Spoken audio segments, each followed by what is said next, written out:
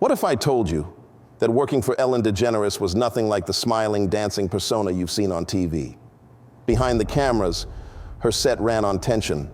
Conversations died when she entered. Producers exchanged quiet glances, and her so-called inner circle moved in perfect, unsettling unison. Getting close to her wasn't about talent. It was about passing her silent tests, each one stranger and more humiliating than the last.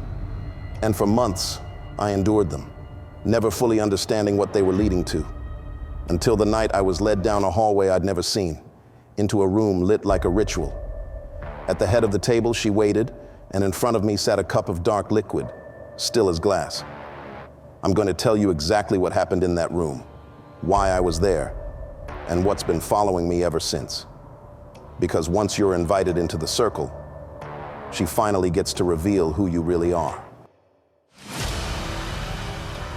I still remember the email like it was some sort of golden ticket. We're excited to welcome you to the team. I'd landed a production role on the Ellen DeGeneres show. For someone who'd been freelancing for years, bouncing between gigs, this felt like stability, a dream. The Be Kind empire was still in full swing back then. I pictured the laughter, the dancing, the energy I'd seen 100 times on TV. On my first day, the studio smelled faintly of coffee and warm electronics. The lights above the stage were so bright they almost hummed. The crew moved like clockwork, smiling, laughing, greeting me with handshakes and quick jokes as they passed. There was a rhythm to it, like everyone knew their role and hit their marks without thinking. I was still soaking it all in when she walked in. Ellen. It wasn't just that people noticed. Everything stopped. Conversations ended mid-sentence. A camera operator froze halfway through coiling a cable. She breezed through the space like royalty on a casual stroll, smiling at no one in particular, yet somehow at everyone at once. Her presence filled the room in a way I couldn't explain. I told myself it was charisma. She passed by me without slowing, without even looking. But somehow I felt seen. Not in the way you notice someone's outfit, but like she had scanned me, stored me away. We were taping that afternoon when it happened. My first real interaction with her. The crew was setting up a segment, moving furniture onto the stage. I was trying to help push a chair into position when I fumbled it, bumping it into a coffee table. It wasn't loud, but enough to make the sound guy flinch. Ellen was mid-conversation with the producer when she turned, smiling. "Oh," she said, her voice carrying over the whole stage. "Look out, folks. We've got a real pro here. Someone called the prop department. We've got a table killer." The audience, half staff, half prepped guests, laughed. It was easy, immediate. Even the producer next to me chuckled. My instinct was to smile back, like it was no big deal, like I could take a joke. It stung, though, not the words, the way she said them. There was a weight behind the smile, a little too much delight in putting me on display. I told myself it was nothing, first day jitters, but the jokes didn't stop. Over the next few weeks, I noticed a pattern. If I walk too fast, "Slow down, you're making us all look bad." If I walk too slow, "Do we need to get you a scooter?" If I wore a shirt that didn't fit just right, she'd comment on the retro style, making sure everyone heard. Always a smile, always a laugh, always in front of people. I started hearing my name followed by quick bursts of laughter in rooms I wasn't in. Once, during a pre-show meeting, I reached for a water bottle on the conference table. She stopped mid-sentence, glanced at my hand and said, "Careful, that's not vodka." The table laughed. I wasn't sure if she was joking or if I was supposed to prove it wasn't. A producer I worked with, let's call him Mark, pulled me aside one afternoon. His tone was light, but his eyes weren't. "Just a tip," he said. "If Ellen laughs, you laugh. Always. Even if it's about you." I tried to laugh it off, but his expression didn't change. From then on, I noticed how the room moved with her. She could enter a conversation halfway through, and everyone would pivot toward her, matching her tone, her posture. If she sat, they sat straighter. If she crossed her legs, they shifted to mirror her. It wasn't conscious. It was instinct. I thought maybe I was overthinking it, until the lunches started. The first week, a few of the crew had invited me to grab sandwiches. We'd sit in the far corner of the break room, swapping stories about old jobs. But after the second week, the invites stopped. I'd walk into the break room, and conversations would fade. Eyes would flick toward me and away again. Eventually, I just stopped going. Ate alone at my desk instead, pretending to be buried in work. The studio began to feel smaller. Like the walls had learned my shape and were closing in to match it. I couldn't shake the feeling of being watched, not in the casual co-worker way, but studied. Once, I caught Ellen looking at me from across the stage during a commercial break. No smile, no expression at all, just watching. When our eyes met, she blinked once slow and turned away. By the end of the first month, I understood the rhythm of the place. You don't speak unless spoken to. If she jokes, you laugh. If she stares, you hold her gaze until she looks away. And above all, never mistake friendliness for friendship. I told myself I could handle it, that this was just the industry, that the opportunities would be worth the discomfort. But deep down, something had shifted. The job I thought I'd won felt more like a role I'd been cast in, one that could be recast at any time. And somewhere, behind the constant smile and the blinding stage lights, I could feel a pull, like the real show wasn't what we filmed for the audience at home. It was happening here, in these moments between the moments, and whether I realized it or not, I was already being tested. It began with errands that didn't make sense. One afternoon during a taping break, the host's voice cut across the studio, "Bring me the green jacket from wardrobe." No other details. Wardrobe had 6 green jackets. I carried them all back like some obedient pack animal. The moment I set them down, she didn't even glance at them. "You took too long," she said, just loud enough for a dozen people to hear. The laughter that followed was automatic, rehearsed, like a laugh track played in real life. The jackets were taken from my arms as if they'd never existed. After that, it became a ritual. Fetch props that had already been cleared, track down people who weren't in the building, run loops that led nowhere. Every task ended with a smirk, a pause long enough for me to feel the eyes on me, and a remark that wasn't quite cruel, but wasn't anything else either. Then came the questions. "What's the camera angle for this shot?" asked in front of a full room, knowing I hadn't been briefed. "What's the name of the dog from last week's segment?" A dog I'd never even seen. When I failed, she let the silence hang like damp air in a basement. Then a half smile and something soft but cutting. "Guess we'll have to lower the bar." The laughter that followed wasn't joyful, it was survival. The hallway encounters were worse. Away from the cameras, there was no smile, no bounce in the voice, just a slow, measured tone, each word placed with the weight of a coin dropped into water. "You're quiet," she murmured once without looking back. Another time, "People don't know how to read you. That's dangerous." She never stopped after speaking. She'd just keep walking, as though the words were a small seed she'd planted in my mind, leaving it to grow in the dark. Patterns began to emerge. When she entered a room, subtle things shifted. People exchanged glances that lasted no more than a second. Assistants straightened their spines.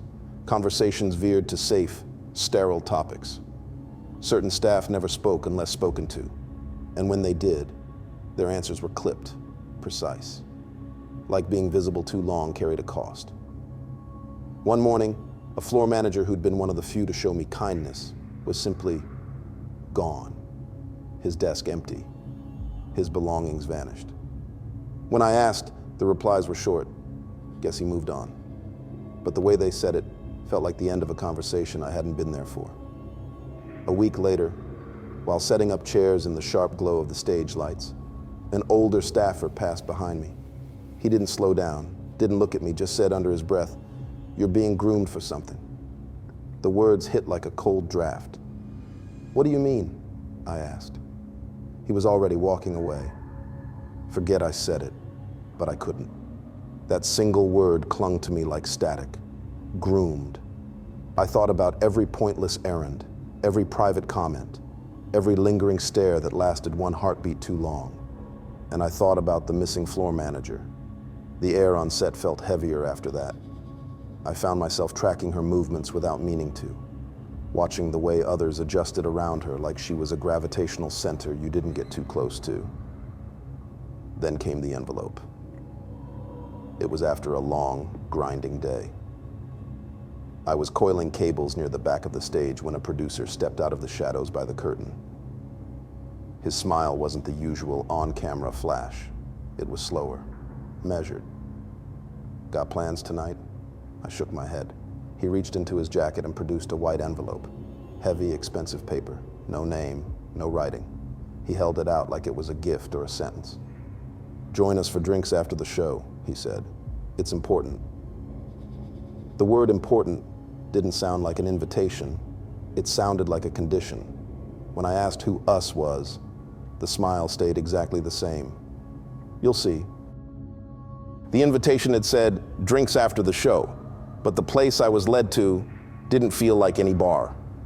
A production assistant I barely knew walked me past the dressing rooms, down a hallway painted a deep, muted gray I'd never noticed before. The usual laughter, the hum of crew packing up equipment, gone. The deeper we went, the more the air seemed to thicken. She stopped at an unmarked door. The brass handle was polished, but worn smooth, as if many hands had turned it over the years. She opened it without knocking.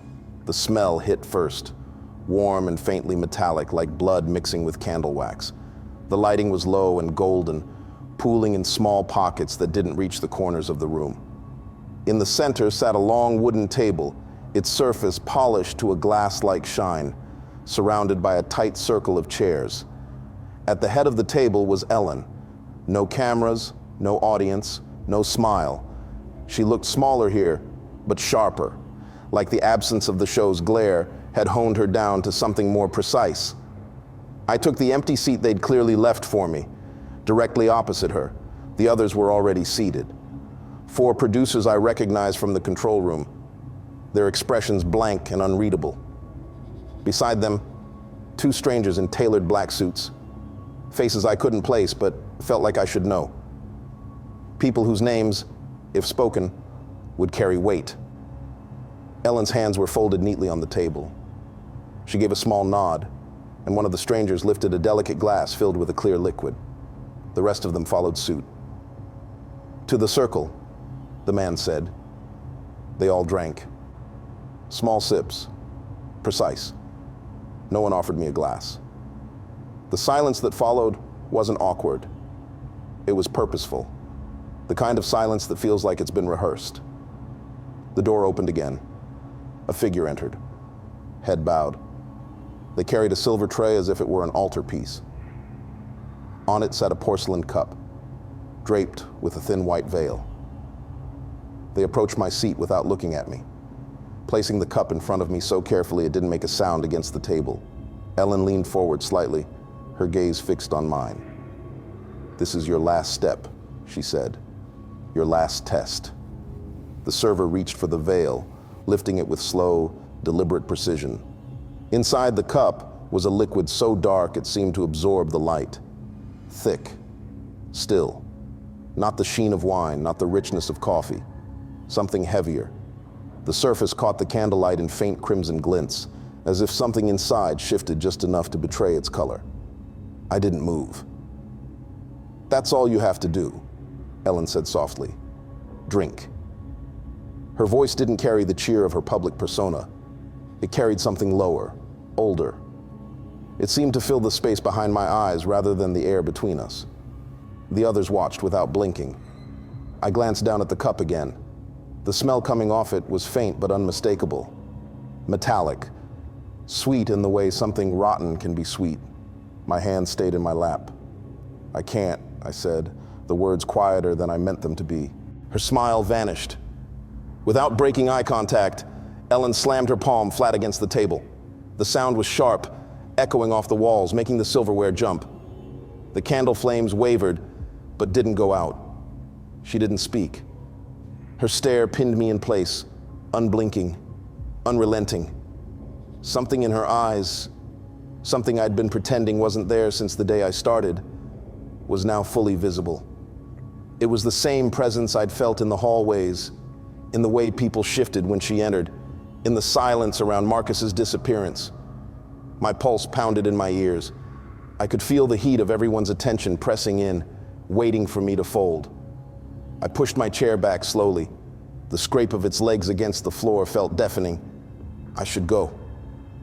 She didn't move, didn't turn her head to follow me, but her eyes stayed locked on mine, the space between us narrowing in a way that had nothing to do with distance. I walked backward toward the door, unwilling to break the gaze first. My hand found the handle. The last thing I saw before the door closed was her. Still seated, still staring, her palm resting on the table where she'd slammed it, as if holding something there. When the latch clicked behind me, the hallway air felt thin, almost cold, like I'd stepped out of a different season entirely. The next morning, the badge reader blinked red. I swiped again. Same result. A security guard I'd seen 100 times approached, his expression carefully neutral. They'd like to see you in HR. The walk there felt longer than it should. The hallways were too quiet. Every door I passed was closed. The HR rep was already waiting. No greeting, no small talk, just a manila folder placed neatly on the table between us. After reviewing a pattern of toxic workplace practices, she said, we're ending your employment effective immediately. The phrase barely registered. The words felt like they were spoken from underwater. Pattern, not mine. The pattern they were talking about wasn't bad behavior. It wasn't incompetence. It was something else entirely, something I'd failed to do. I'd failed to drink. When I left the building, the air outside felt thinner, like I'd stepped into a different season. The sun was out, but everything looked muted, washed out, like the world had been turned down a shade. On the drive home, I kept thinking of the others, the missing floor manager, the way his desk was gone without a word, the older staffer who told me I was being groomed for something, the producers who exchanged glances when she entered a room, as if they were all in on the same quiet understanding. It clicked now. Each one of them had made their choice. Some had stayed. Some had been erased. And me? I'd walked away before the ink could dry. That night I couldn't sleep. I tried to watch TV, scroll through my phone, anything to keep my mind from circling back to that moment at the table. But when I finally drifted off, the dream came. The cup was there, porcelain, white, pristine. The dark liquid inside was still, too still. I leaned over it, expecting to see my own reflection. It wasn't me. Something else looked back. A shape that had my outline, but the features were wrong, stretched, distorted, like a face pressed against glass from the other side. Its mouth moved slowly, but no sound came out. Behind it, in the dark, I saw other faces, dozens of them. Some I recognized from the set, some I didn't, all of them watching. And in the farthest corner of that reflection, her. She wasn't smiling, not yet. I woke up with the taste of metal in my mouth. The following days blurred together. No calls from former coworkers, no messages. It was as if I'd never been there at all. But every so often, when I passed my front window late at night, I'd get the faint sense of movement just beyond the streetlight. Not enough to see clearly, just enough to know I wasn't imagining it. And in crowded places, grocery stores, parking garages, I started catching glimpses of people standing a little too still. The way they turned their heads felt wrong, like the motion started in their eyes before it reached the rest of their face. I never stayed long enough to find out if they were watching me. I've told myself I should forget it, that the safest thing I can do is pretend it never happened. But some nights, lying in the dark, I hear it. Not her voice exactly, something underneath it, something older. The same words from that night, but not said aloud, spoken somewhere behind my ribs, where no one else could hear. That's all you have to do. Maybe that's the real reason people stay in the circle. Not because they want to, not because they believe in it, because once you drink, you never really leave. And maybe that's why the rest of us, the ones who walk away, are left carrying the weight of what we saw. Maybe her inner circle is the reason she got away with what she got away with for so long. Or maybe it's the reason she still does. What do you think? Tell me in the comments if you believe the circle still exists and if it's watching.